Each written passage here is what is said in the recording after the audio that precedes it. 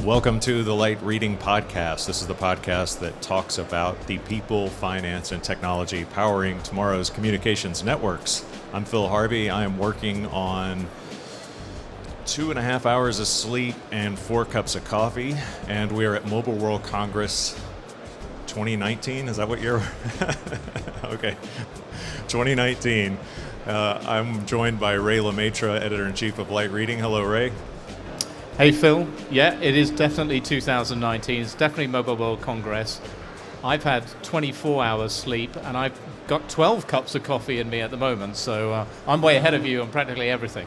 I'll have to let you do most of the talking then, because this is I don't know that I can handle it. But there's, of course, we're going to talk about 5G on the site and everywhere else all the time. But maybe just maybe for this podcast, we'll step away from 5G just a little bit and talk about some of the technology areas that are also hot in the realm of mobile networks, but also just in terms of advancing communications networks generally.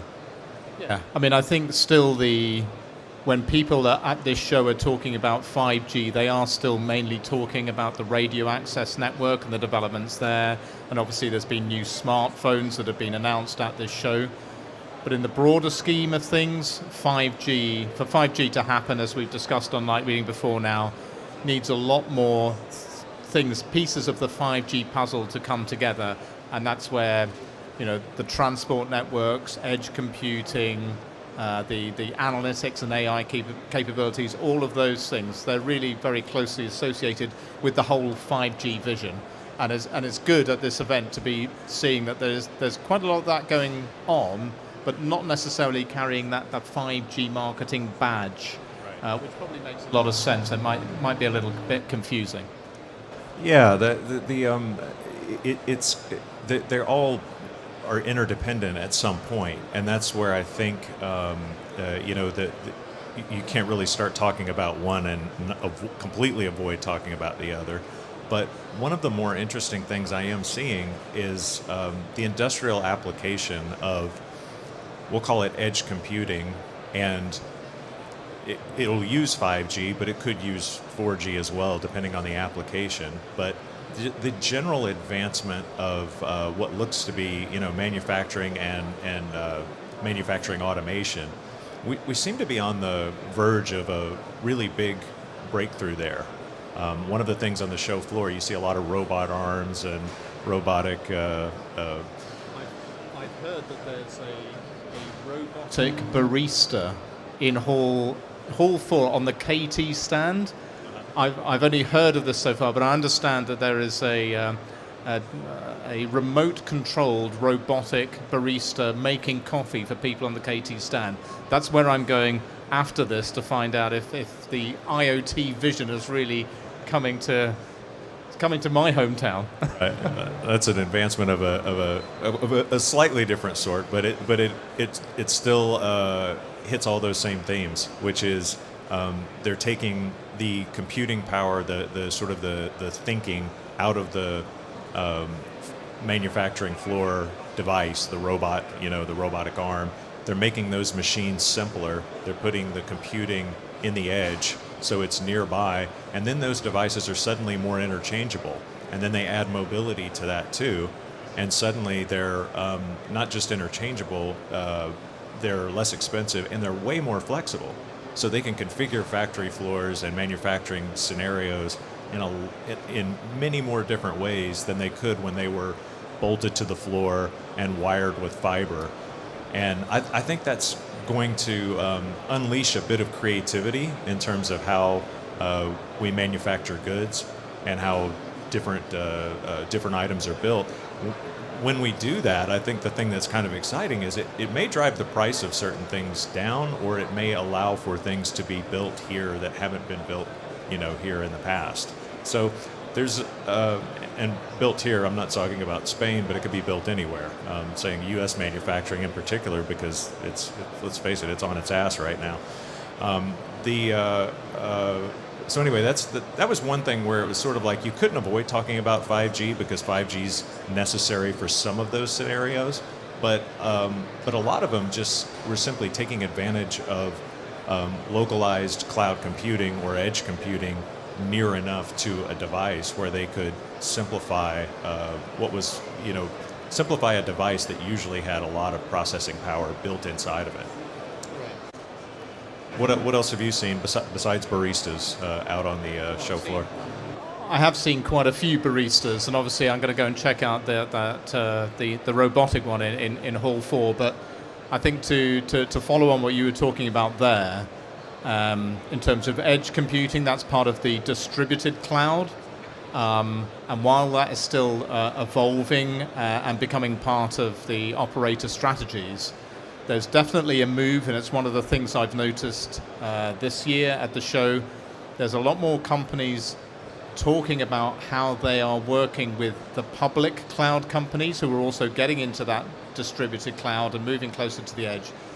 A lot more companies talking about how they are working with the Google Clouds, the AWSs, the Microsoft Azures of this world, and how they're leveraging those platforms to deliver services or applications or try and bring new business models to the industry. And I didn't really see quite so much of that last year. Everything was 5G last year. There's obviously a great deal of 5G messaging and marketing going on this year. But there's definitely, if you look around, the companies like, for example, like Red Hat have I think a much bigger presence or making more noise this year about the way they're helping with the kind of those cloud strategies and the next step of virtualization. There's actually a lot of traditional software companies who have now moved to that public cloud and are providing different operational and business models to the operators and providing additional capabilities and a lot more flexibility. I think at the end, the starting point will be lower costs, but ultimately I think it'll come down to new business opportunities, but also greater competitiveness, because greater competitiveness, that's the 12 coffees kicking in there. Yeah, but because of course once you get to the public cloud, you can start working with AWS, but why not work with 5 public cloud platforms and pick the best out of each one to do what you need to do? Yeah, that makes sense.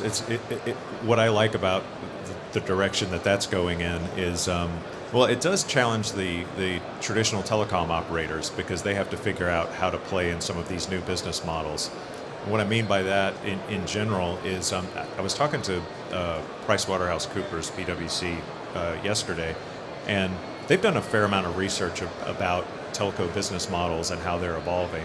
And one of the things they're noticing is sort of telcos are going to have to either decide what verticals they play in and really stick to their knitting in those verticals, or they're going to have to become enablers of all sorts of other business models that sort of stay in the background sometimes, and only pursue those opportunities sort of in the front where they know that they have the brand to carry it off.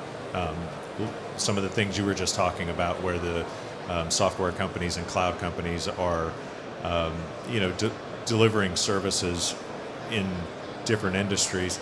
The telco might be involved in those transactions or in those deals or in the delivery of some sort of service, but they might be way in the background and just enabling the whole thing. And I think that's maybe a new position for them to be in. They usually try to put their brand out front. But if you think about where, things like in the industrial Internet of Things and some of these other areas, the telco brand is not the one you think of when you go for, buying a robotics solution or buying something like that. So you would want to partner with the brands in that space that already have the mind share, the market share, and the attention of the industry to have the best shot. So I'm geeking out on that stuff quite a bit because I think that this is sort of the early days of telcos becoming much different kinds of companies than they are now. We already see hints of that with smart cities. Some of them are just providing smart cities point solutions. Some of them are doing a really, really broad approach and partnering with all kinds of companies and becoming sort of these, huge integrators of services and of technologies and providing the service that way. And of course, connectivity is part of that. That's what they do well. But what they're trying to do in the meantime is avoid getting left out of that deal. And I think that's also sort of informed the thinking there. So maybe the big telcos are going to look quite a bit different in about 5 years' time. Absolutely. And I'd like to come back and talk a little bit more about that evolution of the telco models, and also maybe get to some of the fun bits of what we've seen so far in the second part of the podcast. Sounds good. Let's take a quick break and we'll be right back.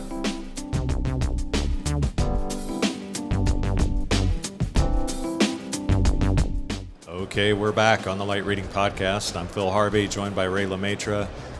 We were waiting for guests, but it's really, really hard to get people on this, away from all their appointments and stuff like that.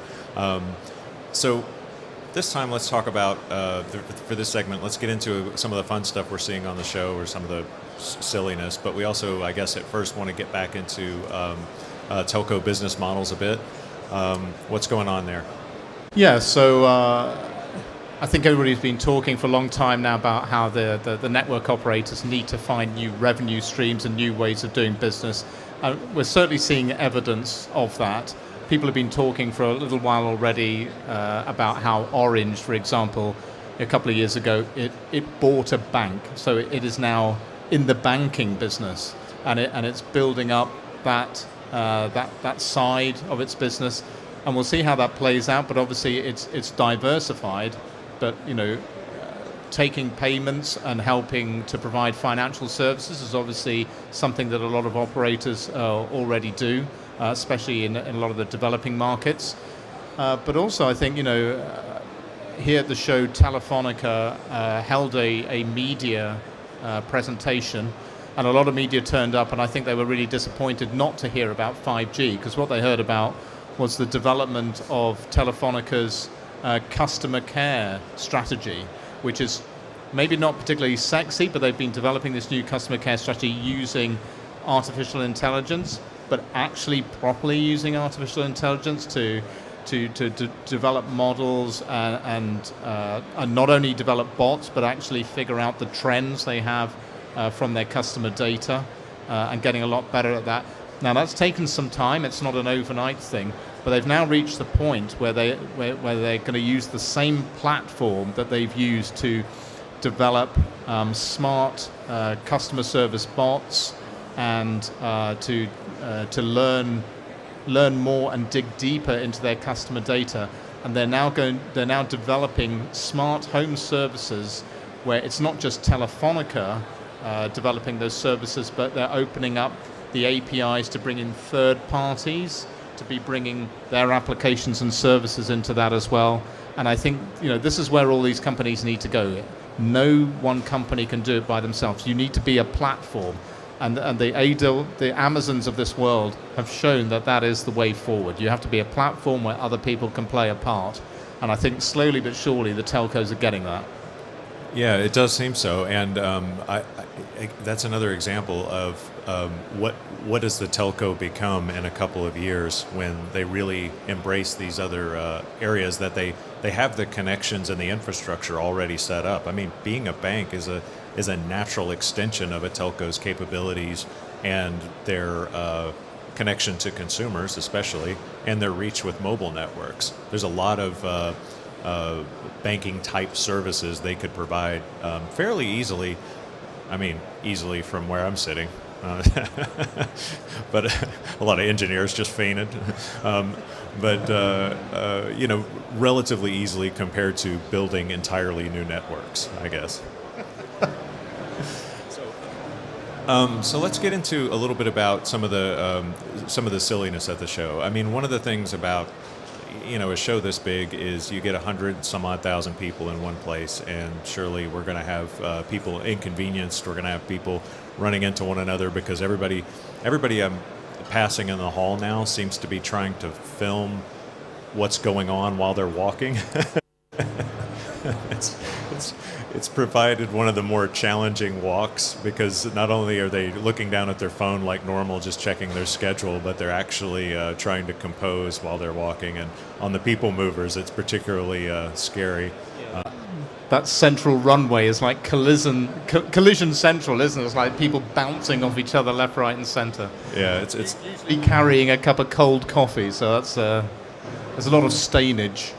Yeah. A lot of people apologize. They're going to come back and look at these videos later, and they're just going to have 40 minutes of them going, "Oh, sorry, I'm so sorry," and as they're bumping into people all the way around. But another thing I've seen that's changed over the years is there is kind of a coffee revolution going on. There are so many stands now with their own espresso machines and things like that. So I applaud the industry for going in that direction, and I say keep it going.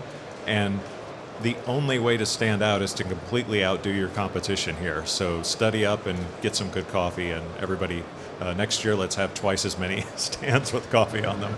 Up for that. Says the guy who had 2 hours sleep. Third thing, all of these lanyards. What the hell? Yeah.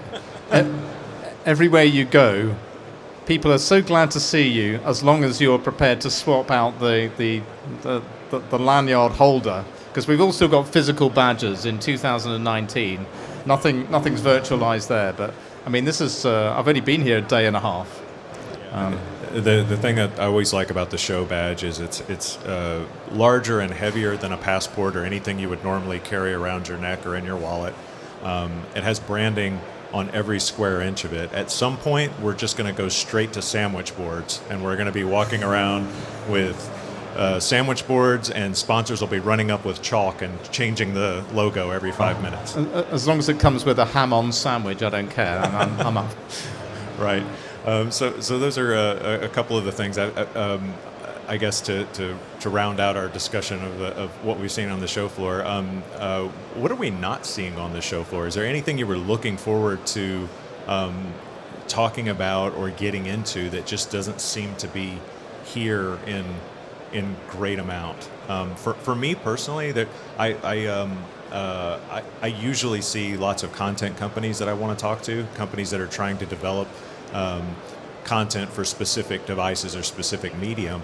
And given that we've had such a concentration of attention on 5G, I just figured there would be a little bit more going on in the content realm. I've seen a lot of device-oriented stuff, AR and VR headsets and things of that sort, but I think all they're really demonstrating is the connectivity part of it. I haven't really seen anybody creating stuff especially for 5G networks or especially for low latency environments. That's kind of maybe I'm just missing it. It is a massive show after all, but I expected to have that highlighted in a bit of a different way. Does anything stand out that you were missing? I did kind of expect at least some companies to be as a differentiator and to attract people to come and find what the hell are they talking about, to be pushing out a 6G message. I haven't actually seen that yet, but that would certainly get, you might actually get some ham-on sandwiches thrown at you if you had that on your stand, I guess. But the thing there's too much of, there are too many cars. This is not a car show. Yes, people are going to connect the cars, and there's a lot of work going on with the automotive industry, but come on. Yeah, and that's anything with gull wing doors. I hate it. Sorry, I think they're ugly. So, speaking of getting stuff thrown at me, I think I've made a few enemies now. I guess let's wrap it up. I don't have any other big topics, and we still have quite a lot of the show to see. It's only Tuesday of the show, so it is Tuesday, right? Still? Okay. It is Tuesday. I think there needs to be a lot more discussion on the show floor, but also in the evenings about the 1980s music wars. I think this is very important, and I think a placeholder was set on Monday morning, first morning of the show, where the Ericsson CEO, Börje Ekholm, very clearly came out in favor of the boss Bruce Springsteen over Duran Duran. Now, that might sound like a no-brainer. Who's going to pick the Duranis over one of the greatest rock icons of the last 40 years? But we'll probably find some in the bars this evening. I'm sure we will. Duran Duran always has their defenders, and what can you say? And fortunately, they're usually the loudest ones in the bar, so that part goes well together. All right, please kill me now is what I would say to that. And we'll leave it there. Thanks for tuning into the Light Reading Podcast. For all of you listening on Apple iTunes, Google Play, and Spotify, you there with the headphones, thanks for letting us invade your personal space. We'll talk to you next time. Goodbye.